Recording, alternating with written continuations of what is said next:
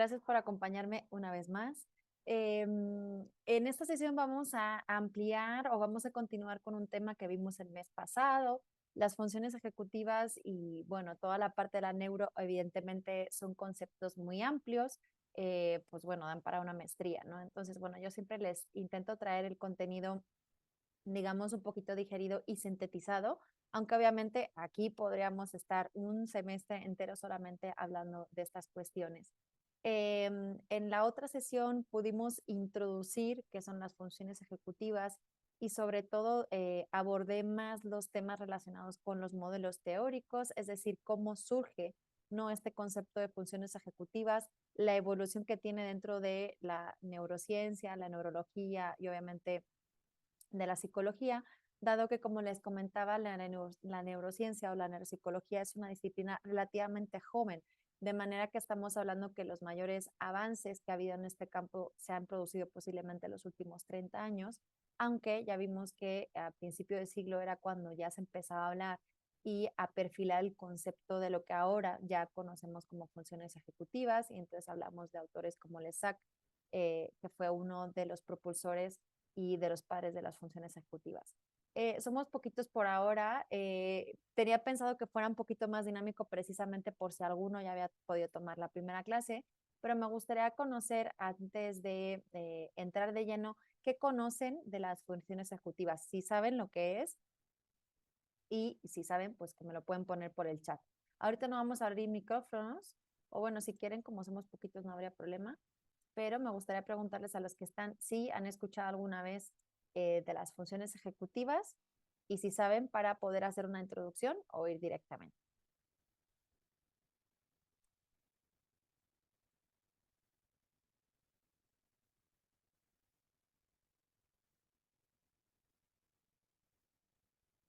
Si no hay nadie, o si hay alguien, simplemente si me pueden decir que sí en el chat, estaría perfecto.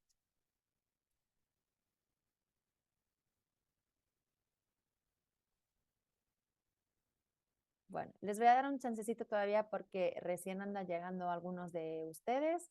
Eh, pero bueno, les voy a plantear las preguntas y no después, ¿de acuerdo? Bueno, les preguntaba simplemente para saber y que fuera la clase un poquito más dinámica, ya que habíamos introducido ya el concepto de las funciones ejecutivas, pues para ver si ustedes ya conocían algunos de los conceptos para, bueno, ir un poco sobre la marcha. En esta sesión vamos a hablar específicamente de los componentes. Entonces, bueno, hago un pequeño recap para si alguna persona no tomó la primera clase de funciones ejecutivas, les comento un poquito. El concepto de las funciones ejecutivas es un concepto que engloba diferentes funciones. Perdón, estaba viendo el chat, pero no es para mí. Eh, Engloban, no es como por ejemplo la memoria o el lenguaje en el que tenemos áreas muy específicas del cerebro y con una sola función, sino que aquí vamos a encontrar la área, normalmente es el área prefrontal y parte del frontal, los que se encargan de las funciones ejecutivas, y vamos a hablar de un conjunto, no son funciones aisladas, sino que es un conjunto de funciones en las que, por ejemplo, vamos a incluir, o ahorita vamos a ver, pues temas de inhibición, temas de planificación, temas de gestión del tiempo, temas de autocontrol, temas de la capacidad de poder idear a futuro. Son muchas la flexibilidad cognitiva, por ejemplo. Son muchísimas las funciones que están entrelazadas, que también permiten la solución de los problemas y también la creatividad está incluida en estas funciones ejecutivas.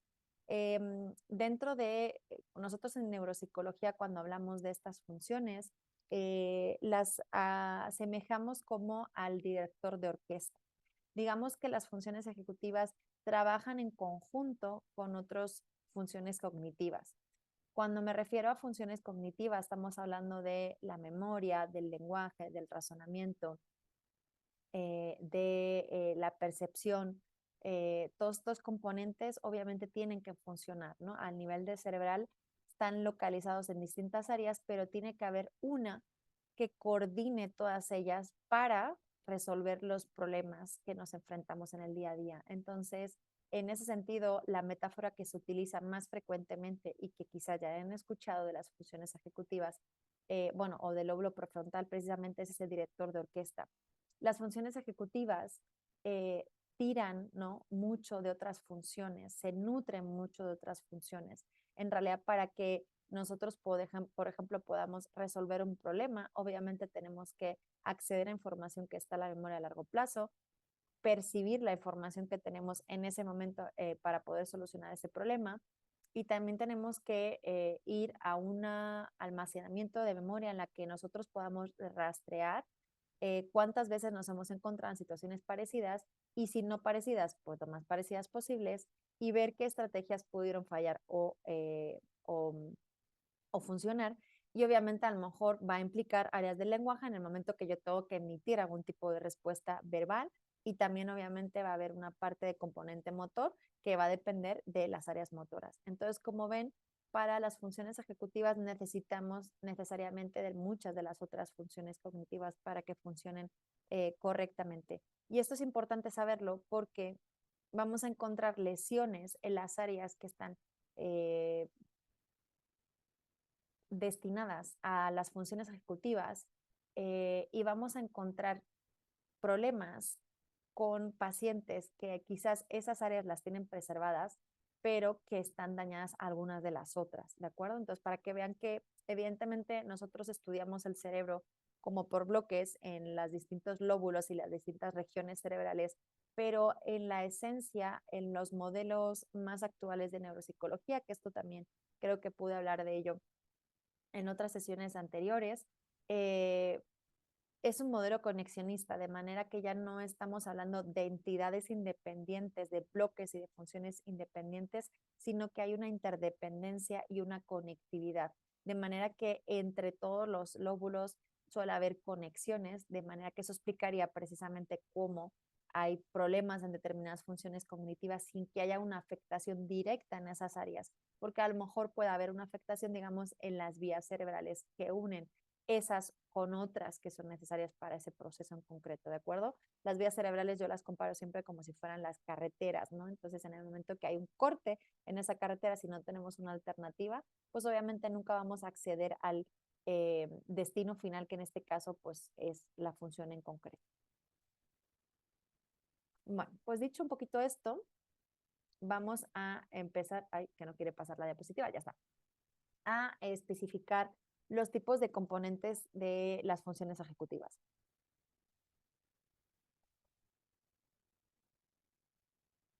Bueno, según Sastre Riva, una de las autoras que habla y trabaja mucho con funciones ejecutivas, la eficacia de la actividad lógica y de sus productos reclama la pertinencia del funcionamiento ejecutivo en la planificación, control y flexibilidad en su génesis y en la aplicación de los esquemas de resolución. Bueno, ¿esto qué significa?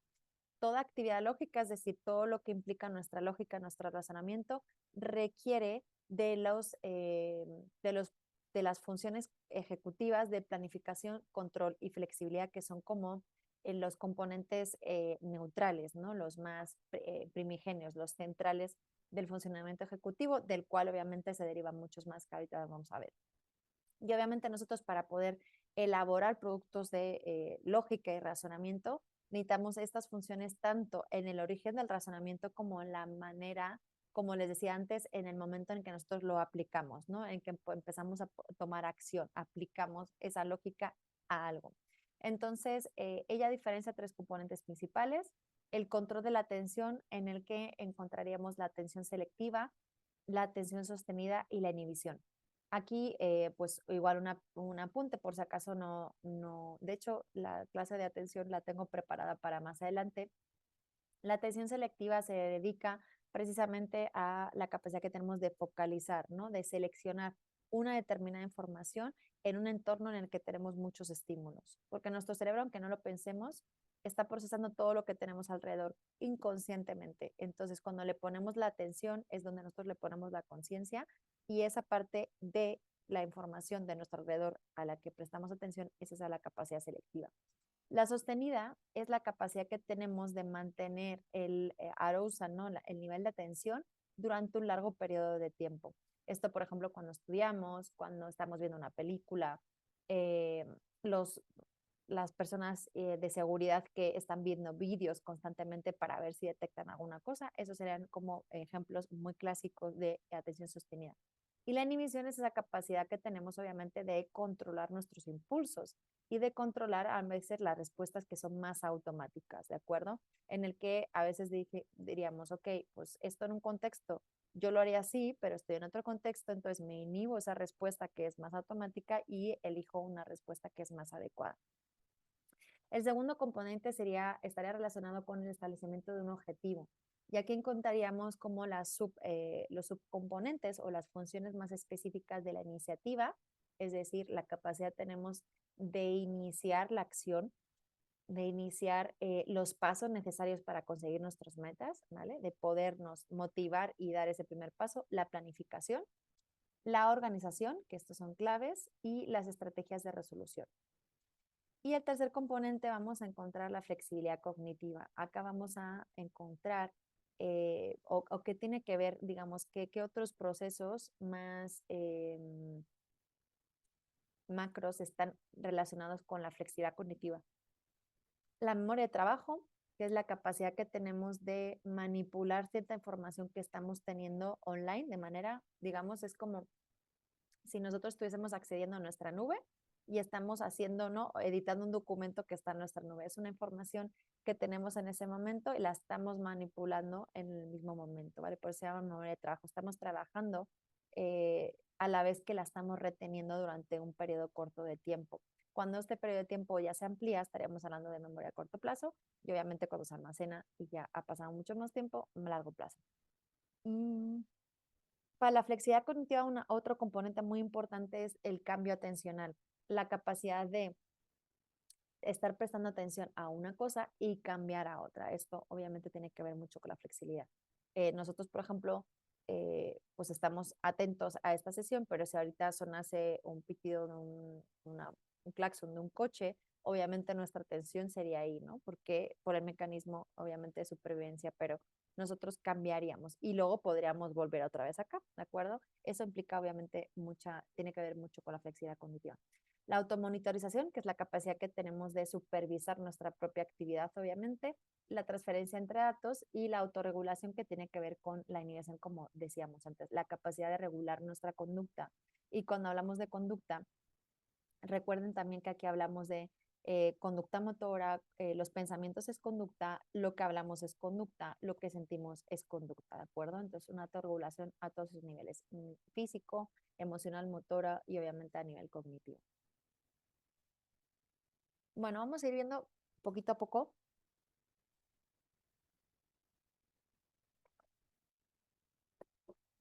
cada uno de ellos. Bueno, la inhibición.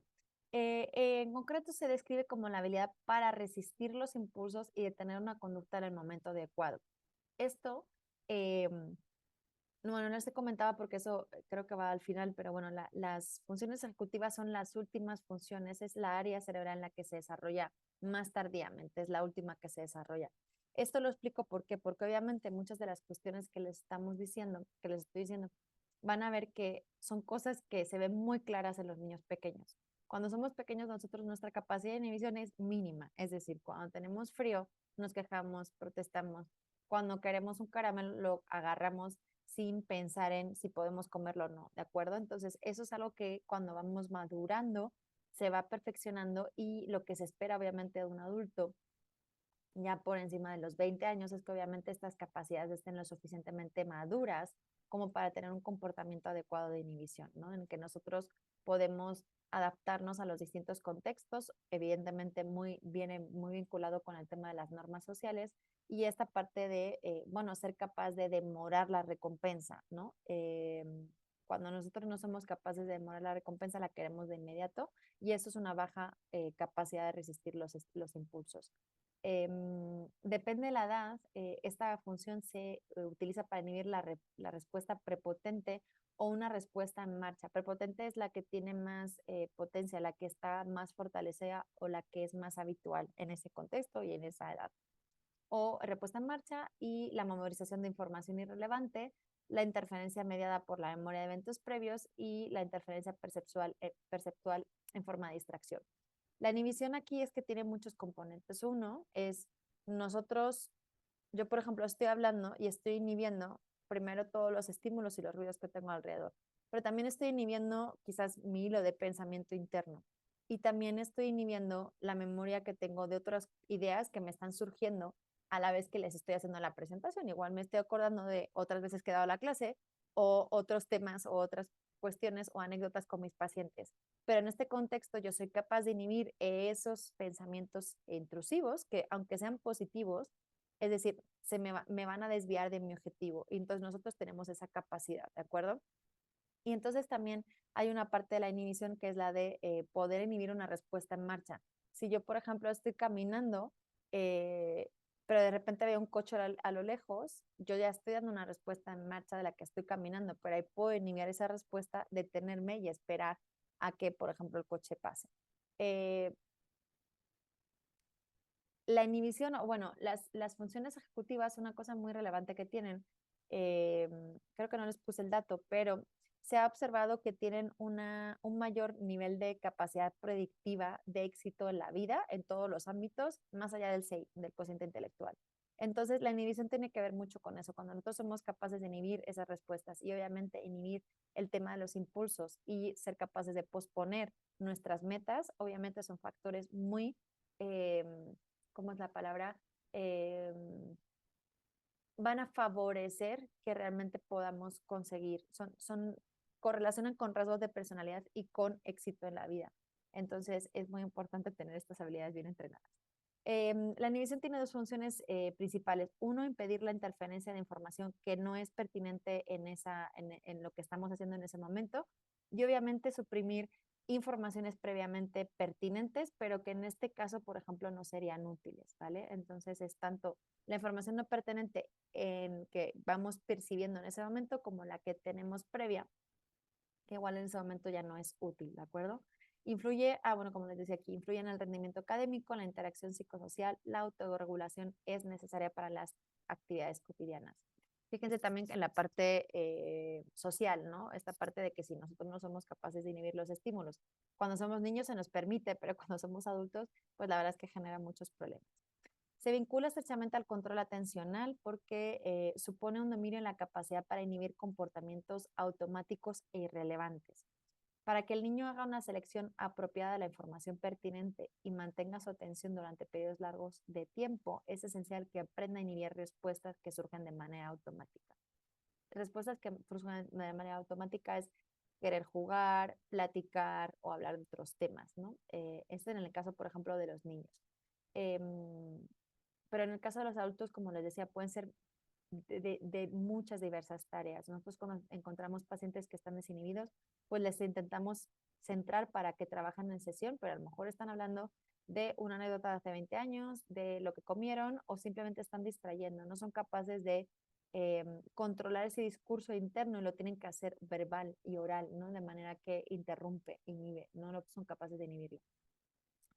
El desarrollo de este componente se ha evaluado tradicionalmente mediante el paradigma A-No-B, que tiene las raíces en Piaget, y las tareas del tipo de respuesta demorada. En la tarea de A-No-B, el niño mantiene la memoria de la localización espacial de un objeto, se utilizando recipientes A y B, en uno de los cuales se oculta, en presencia del niño, un juguete. Después de un periodo de demora, se le pide al niño que busque el objeto.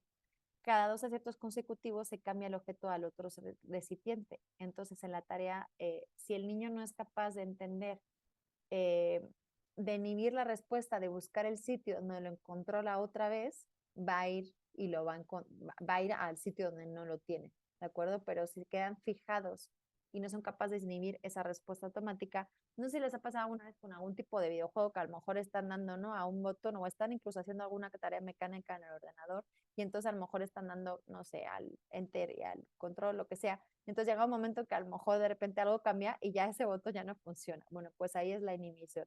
Nosotros obviamente cuando hacemos las tareas muy rápidas, esa capacidad se reduce, por eso es importante a veces como centrar la atención y la conciencia, ¿no? Y en la tarea de respuesta demorada se impide ver los recipientes mientras transcurre la espera. Entonces, en las dos tareas el niño debe mantener activa la memoria de trabajo o la memoria operativa, la localización del objeto, ¿vale? Y ser capaz de inhibir la respuesta que quizás ya no funciona, ¿no? En el momento que el niño ya ha visto que la ficha está en otro cuadrante, tiene que recordar esa información y olvidar la que aprendió previamente. Esto a veces hace como bastantes más entrenamientos para no es tan sencillo. Uno de los cambios más importantes en el niño hacia el año de edad es que este ya es capaz de inhibir el comportamiento automático cuando se le menciona y comienza a buscar espontáneamente el objeto dentro del recipiente correcto, ¿de acuerdo? Entre los 3 y 4 años de edad, al niño le es difícil inhibir las respuestas verbales de día, suscitado por el estímulo visual del sol, y la palabra noche, suscitada por el estímulo visual de la luna. Esta prueba tiene, sin embargo, un bajo nivel de dificultad en niños mayores de 6 o 7 años. Esto eh, es porque a los niños les cuesta decir día cuando es de noche, cuando están viendo noche, y asociar la palabra noche cuando hay luz del día, cuando ven el sol. Entonces, bueno, esta es otra tarea más compleja, no hace falta que voy a detenerme en esta parte para que podamos completar todo el contenido. Y luego también se utilizan estas tareas, utilizamos también la de Go No Go o Stop Signal. Esta tarea también la utilizamos en evaluación con adultos. Estas tareas, por ejemplo, le estamos dando, le ponemos con unas diapositivas en las que le tenemos que decir que, por ejemplo, cuando ponga el número 1, tiene que dar un golpe en la mesa y cuando ponga un 2, aparezca un 2 en la pantalla, no haga nada. Entonces, claro, a veces cuando le presentamos muchos unos, la respuesta automática es, ¿no? Dar al golpe cuando aparece el primer 2, por ejemplo, ¿no? Entonces, bueno, nosotros obviamente podamos cometer errores, pero hay un momento en el que ya empezamos a inhibir esa respuesta. Es un proceso muy automático, muy rápido. Pero vamos a encontrar pacientes que cuando tienen problemas de funciones ejecutivas, tienen perseverancia, entonces van a dar, por ejemplo, golpe a todas las diapositivas, aunque no sea la pauta que se le ha especificado. La capacidad para inhibir respuestas es significativamente mejor en los niños de 9 a 12 años en comparación con los de 6 y 12. Y la adquisición de un nivel adulto de control inhibitorio sucede en torno a los 10 años de edad. Entonces, aún así es una capacidad que se sigue desarrollando, pero en torno a los 10 años, 12 vamos a hablar, obviamente, cuando ya somos para adolescentes, aunque luego hay otras cuestiones hormonales que también inciden en estas cuestiones, vamos a encontrar un control inhibitorio suficientemente adaptado, digamos, a la vida. Otro componente, a ver, el tiempo, que tenemos, segundo que estábamos hablando, era el de la flexibilidad cognitiva. También se le denomina, aunque no es tan habitual, cambio atencional. Conmutación yo no lo he escuchado, pero puede ser que en algún libro, sobre todo en determinados países, lo hayan encontrado con ese nombre. Y es la habilidad para hacer transiciones y tolerar cambios, para poder resolver problemas y pasar el foco atencional de un tema a otro cuando se requiera. Aquí es importante lo de las transiciones. El otro día que también hablábamos en la clase de los problemas de comunicación con el tema del autismo, las personas que tienen autismo tienen dificultades para precisamente flexibilidad cognitiva y tienen bastante problemas para hacer transiciones y hacer cambios. Transiciones es, por ejemplo, pasar de estar en la escuela a la hora de la merienda y de la hora de la merienda a tenerse que irse a casa, por ejemplo.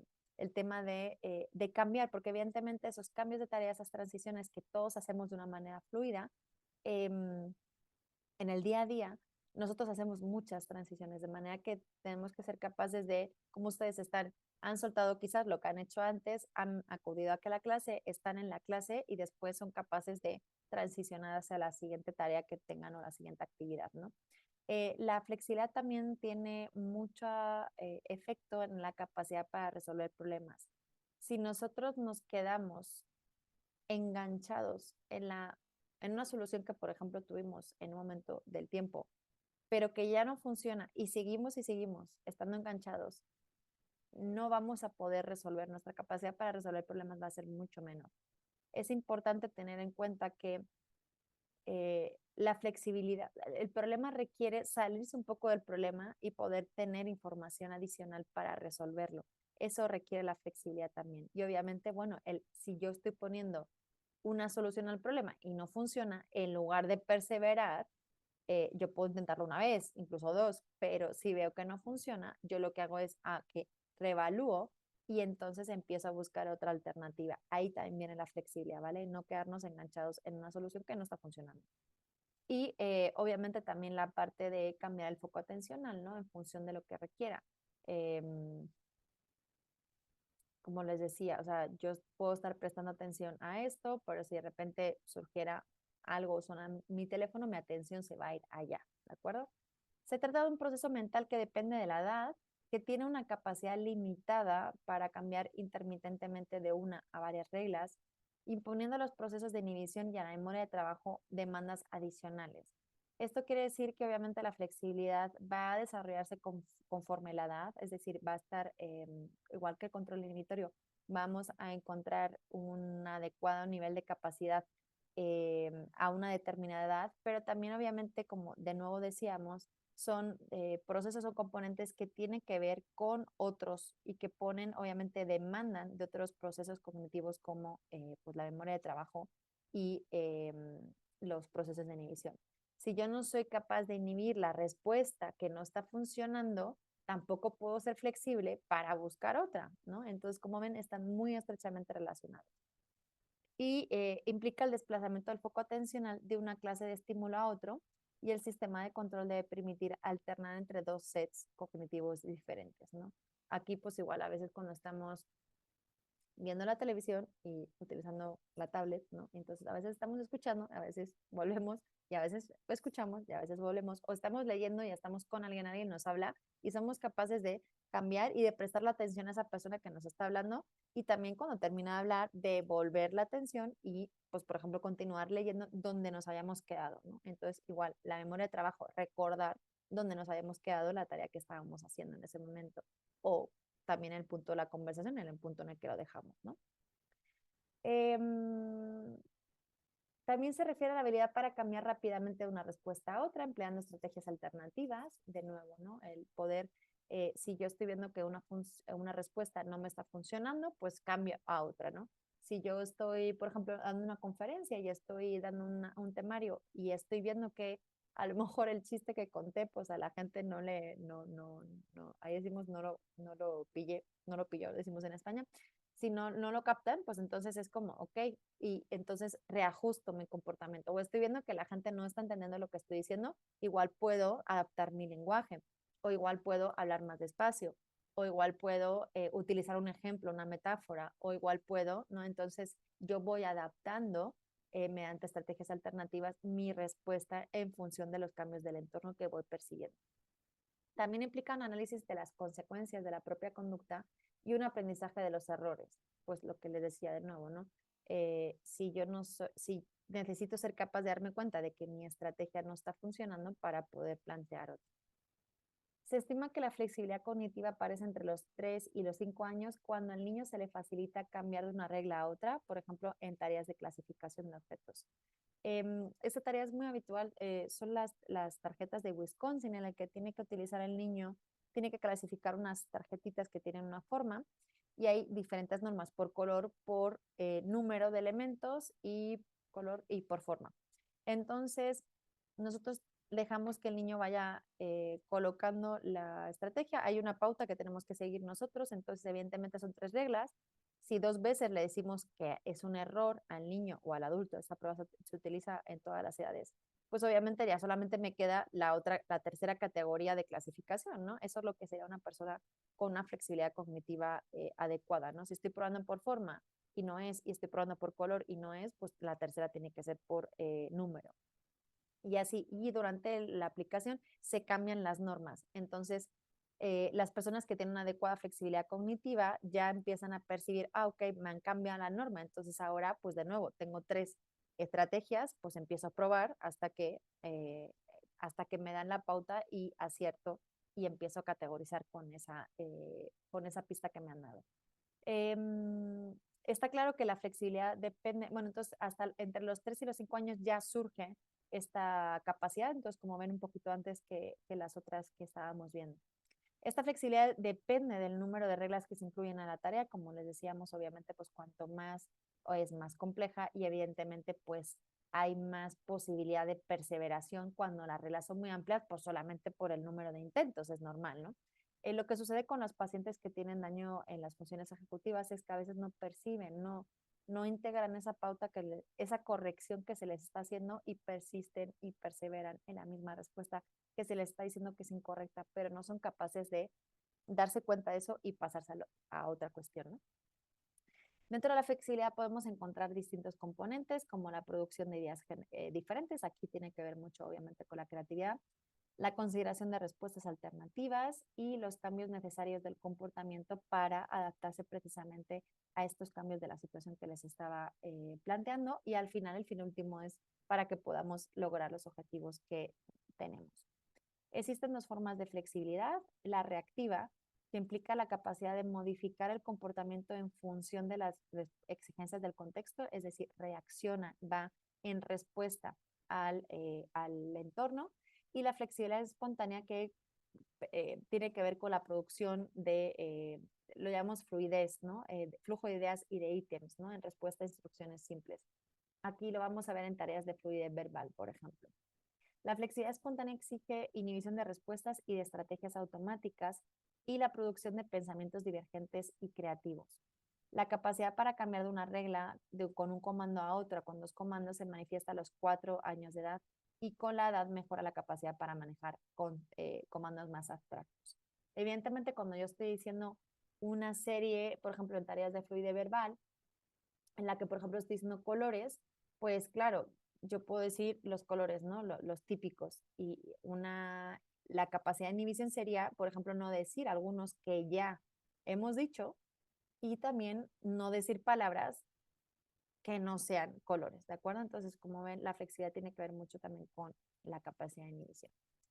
En cuanto a la memoria de trabajo, aquí nos estamos refiriendo a la capacidad para mantener información en la mente con el objetivo de completar una tarea, registrar y almacenar información o generar objetivos. Es esencial para llevar a cabo actividades múltiples y simultáneas. Esto es lo que les decía, que es la memoria de trabajo, es como esa parte en la que nosotros operamos con algo que está como online en nuestra mente, ¿no? Nosotros estamos reteniendo una información en un pequeño periodo de tiempo que estamos manipulando. Un ejemplo muy clásico es cuando hacemos conteos, cálculo numérico mental, ¿no?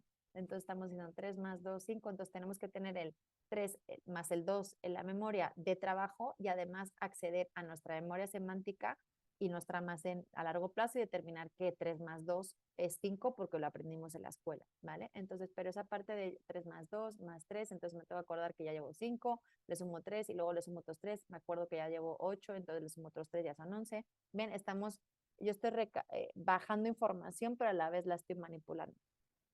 Se trata de un proceso mental que depende de la edad, con capacidad limitada para almacenar, monitorizar y manejar información. A diferencia de la memoria a largo plazo, bueno, todas son limitadas. La memoria de trabajo se dice que tenemos más o menos entre 2 más menos 5 chunks de información. Entonces, es decir, podemos retener como 5 elementos, más menos 2 es entre 3 y 7, ¿de acuerdo? Esto varía en cuanto a las personas y obviamente es algo que también varía en torno a la edad. Es muy importante, obviamente, en el aprendizaje de las matemáticas y de la lectura, ¿no? Nosotros cuando estamos haciendo comprensión lectora, nosotros estamos leyendo las palabras y tenemos que tener como el significado, ¿no? En línea para poder entender el sentido de la frase, aparte de esta parte de ir a la memoria semántica para recabar la información en concreto. Se divide en memoria de trabajo fonológica, semántica y visoespacial en función del tipo de información que maneja. Comienza a manifestarse entre los 7 y 12 meses de edad. Ahí ya los niños, los bebés ya tienen esta capacidad y mejora entre los 4 y los 8 años cuando alcanza su máximo en torno a los 11. El desarrollo longitudinal de la memoria visoespacial es similar. Bueno, el otro componente tenía que ver con la organización, planificación y categorización. Estos son componentes fundamentales para la resolución de problemas. La organización, cuando hablamos de ella, nos referimos a la habilidad para ordenar la información, identificar las ideas principales y los conceptos clave en tareas de aprendizaje o cuando tratamos de comunicar información, ya sea por medio escrito o oral. También tiene que ver obviamente con la parte de ordenación, de organización física, ¿no? De ordenar las cosas y los elementos del entorno, así como los materiales que se necesitan para poder realizar una tarea con eficacia y no demorarnos, ¿no? Y la categorización se define como la capacidad de clasificar objetos en categorías e implica la capacidad de elaborar y evaluar diferentes hipótesis con el objetivo de deducir una regla de clasificación correcta.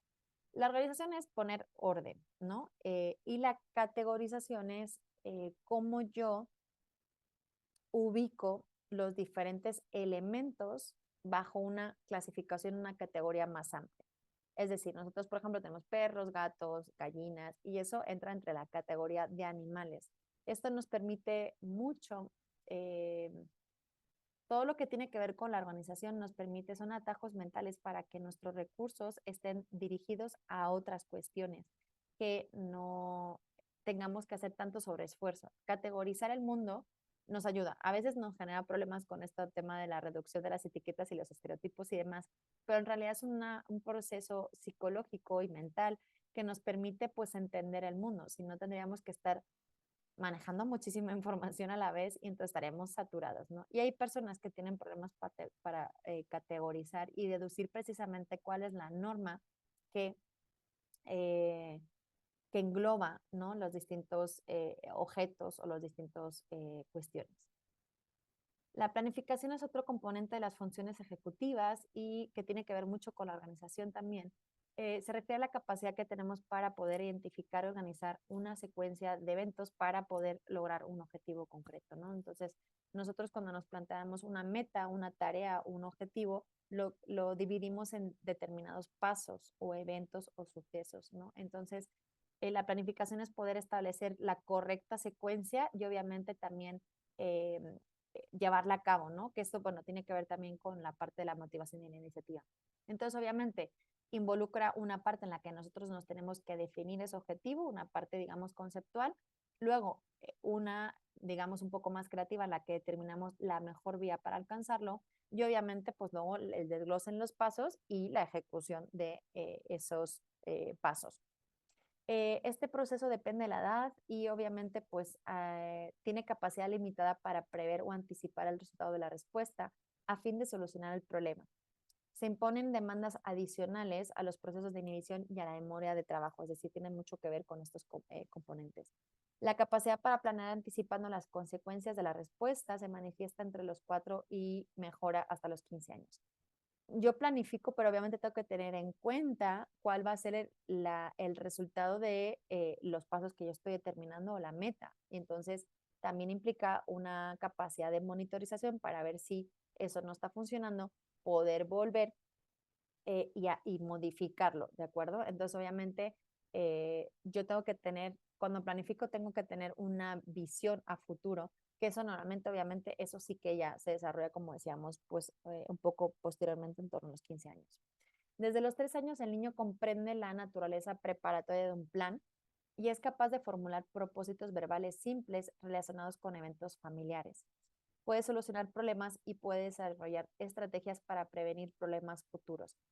Esto desde chiquitos, obviamente la maestría en estas cuestiones es un poquito más adelante, pero los niños ya con tareas o con cosas que dominan, que son muy cotidianas de su día a día, sí son capaces como de prever, saben que por ejemplo si pegan al hermanito, obviamente va a haber un castigo. O sea, entonces hay como determinadas cuestiones en las que sí son capaces de preverlo.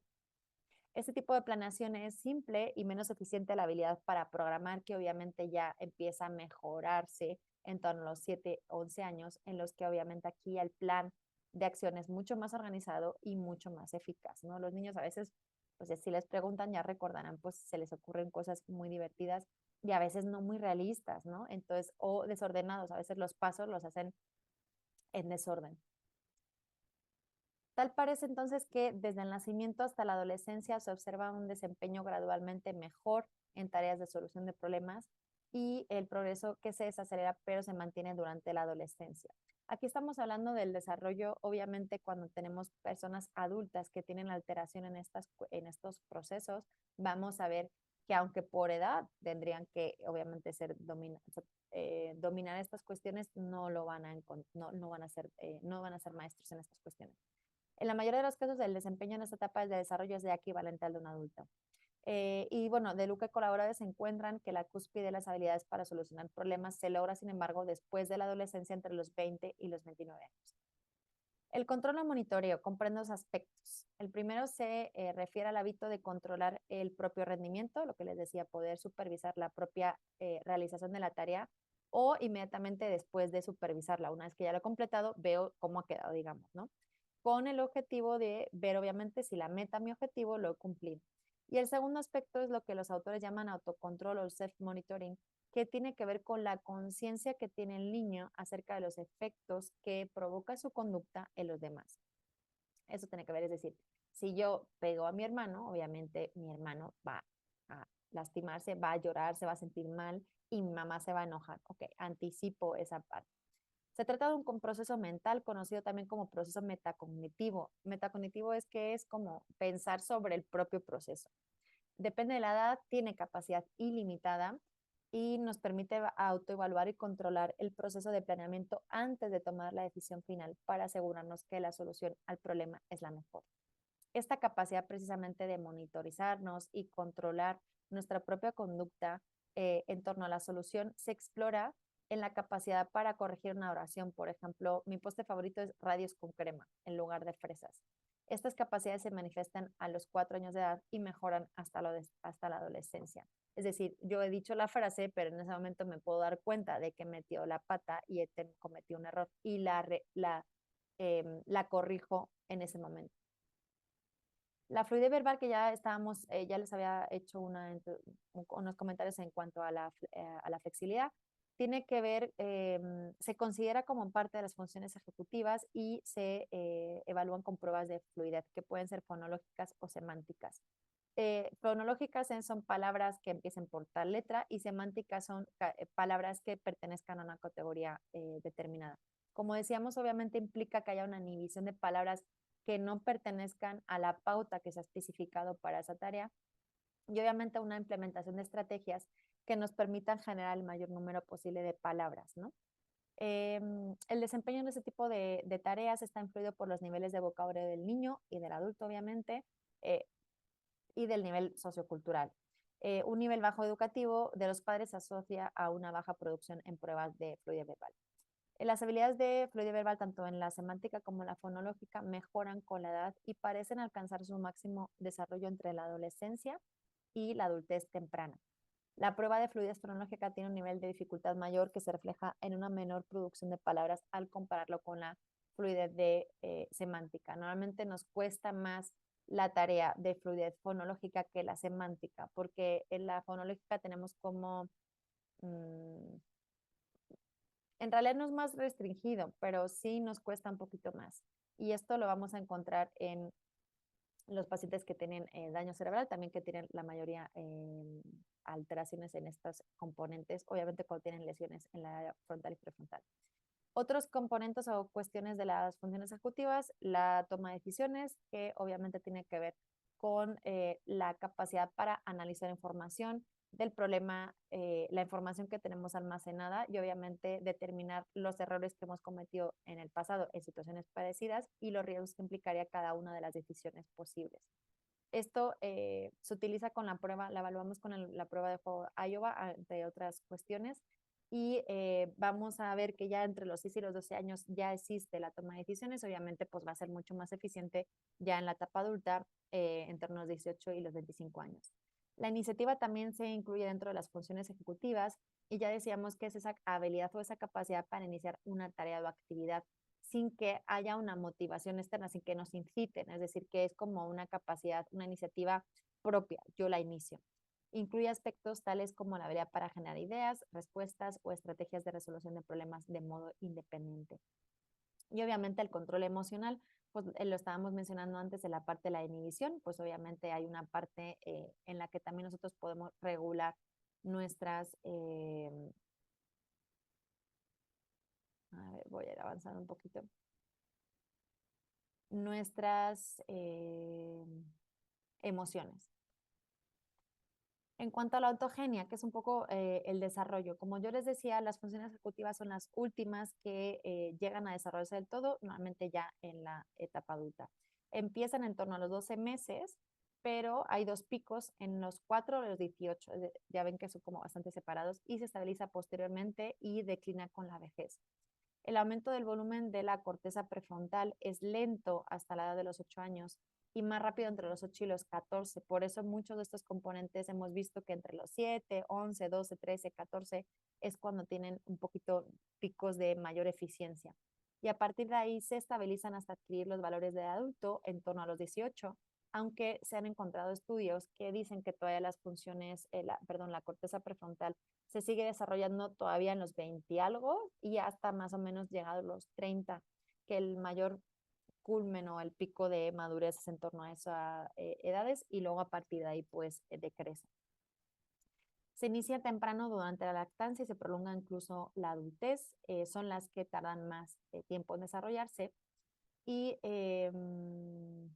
durante los primeros años de vida del bebé parece que vive en un tiempo presente con reacciones solamente a los estímulos que encuentra en su alrededor más inmediato, de manera que obviamente estas funciones que estamos hablando, esta capacidad para representar el pasado y planear el futuro, pues no están presentes hasta que el niño es un poco mayor. La emergencia, cuando emergen las funciones ejecutivas, es más evidente cuando el niño da muestras de tener la capacidad para controlar la conducta usando información previa y obviamente esto va a la par de la maduración cerebral y obviamente la estimulación ambiental. En toda la estimulación cerebral vamos a asumir que los niños que están privados en el ambiente de determinada estimulación puede que tengan un retraso en el desarrollo de cualquiera de las funciones cerebrales. Entonces, obviamente, pues eso va a determinar mucho el nivel y como el gradiente, ¿no?, de evolución que van a tener. Otro ejemplo de la emergencia de la función ejecutiva es el uso de herramientas. Quizá la situación más evidente es cuando el bebé tira hacia él la manta sobre la cual hay un juguete con el fin de alcanzarlo. Es capaz de ver más allá y anticipar que si tira de la manta, el objeto se desplaza y entonces ya poder alcanzarlo. O sea, ven que es un nivel de razonamiento un poquito más, mucho más sofisticado. La posibilidad de solucionar problemas es otra conducta que da pauta sobre el desarrollo emergente de la función ejecutiva.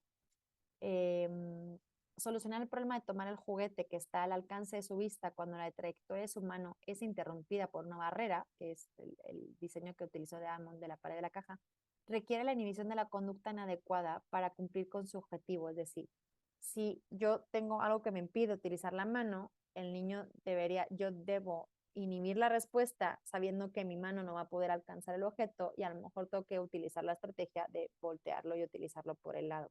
De nuevo, como ven, la parte de la inhibición. Y bueno, más o menos esto es lo que ya hemos estado comentando.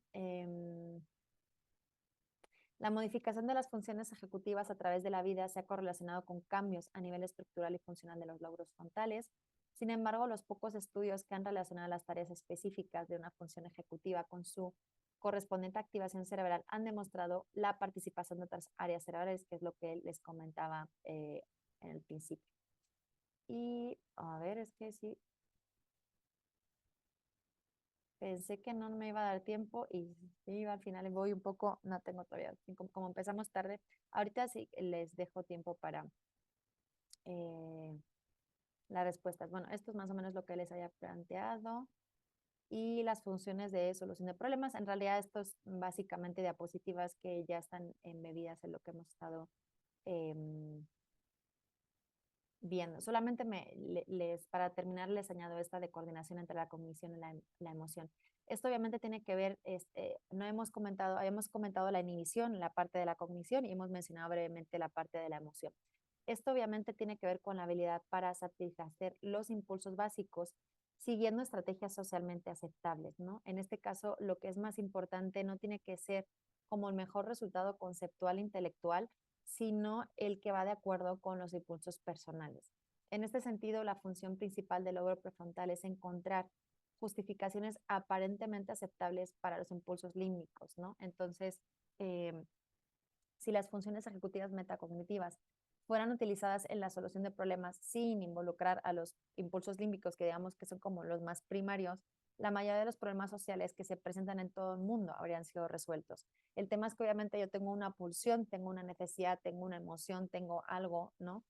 Un poco más inconsciente, más automático, pero tiene que venir la parte de la cognición y las normas sociales para decir, bueno, pues es que aunque te parezca, te apetezca hacer lo que sea, no sé, en la calle, pues obviamente esto no se permite, no es posible, ¿no? Y bueno, pues hasta aquí yo creo, quiero ver si tienen alguna pregunta. hasta acá y tenemos así como unos 3, 4 minutitos para las consultas. De todas maneras, las diapositivas las van a tener completas, pero como les decía, en realidad era más o menos lo que ya les había estado explicando, solo que, bueno, un poco desde otro enfoque diferente. Y pues bueno, si quieren escribir por el chat.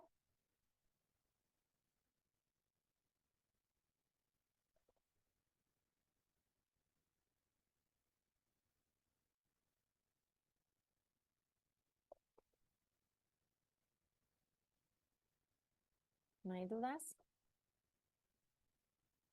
Bueno, si quieren solamente les hago esta pequeña introducción de la última diapositiva, mientras si piensan si algo se les quedó con duda.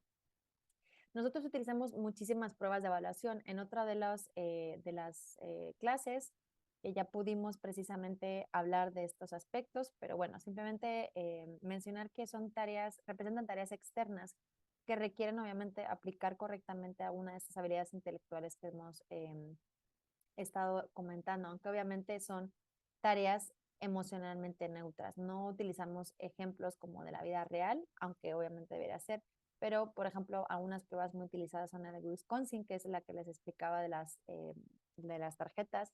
La torre Hanoi, que son 3 palitos en los que tenemos aros y discos de distinto diámetro y se le da una consigna en el que tiene que pasar todos los discos de un lado a otro con una serie de normas de manera que la persona tiene que anticipar, tiene que planear, pero aparte tiene que recordar cuáles son las reglas que no pueden cumplir, de manera que, por ejemplo, no puede tener un disco de menor diámetro y encima uno de mayor, entonces, y tiene que moverla solamente una en una, y bueno, y tiene que acabar pues en el otro extremo de las 3 torrecitas.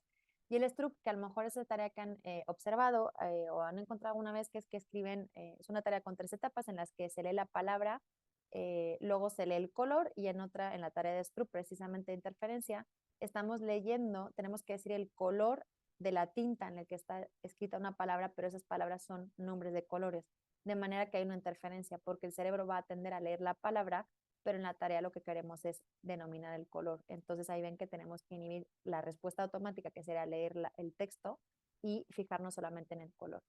Entonces, bueno, son tareas que obviamente son inusuales y no son como de la vida cotidiana y requieren, no hay como información, no hay pistas en el pasado, o sea, nadie ha resuelto eso, a menos que haya sido evaluado varias veces, pero son tareas lo suficientemente novedosas como para poner en juego estas estrategias que estábamos hablando de planeación de flexibilidad cognitiva y obviamente de resolución de problemas, ¿no? Y bueno, pues ninguna, normalmente no son tareas que denominamos que tengan validez psicológica. Validez psicológica tiene que ver con la parte, digamos, si son como inspiradas en la vida real, si se asemejan mucho más a la vida real. Pero bueno, hay otras tareas que cuando trabajamos con los pacientes sí son más ecológicas, pero en la evaluación pues sí requerimos como aislar un poquito el proceso precisamente para evaluar el nivel de desempeño que tiene la persona. Entonces, ahorita sí, digo, sí quería completar al menos la hora de la clase, teniendo diapositivas hechas. Pues ya no sé, Leo, no sé, creo que no hay dudas. Pues sí, así parece, Tamara. En chat no hay dudas. Nadie levantó la mano, así que asumimos que todo quedó lo suficientemente claro.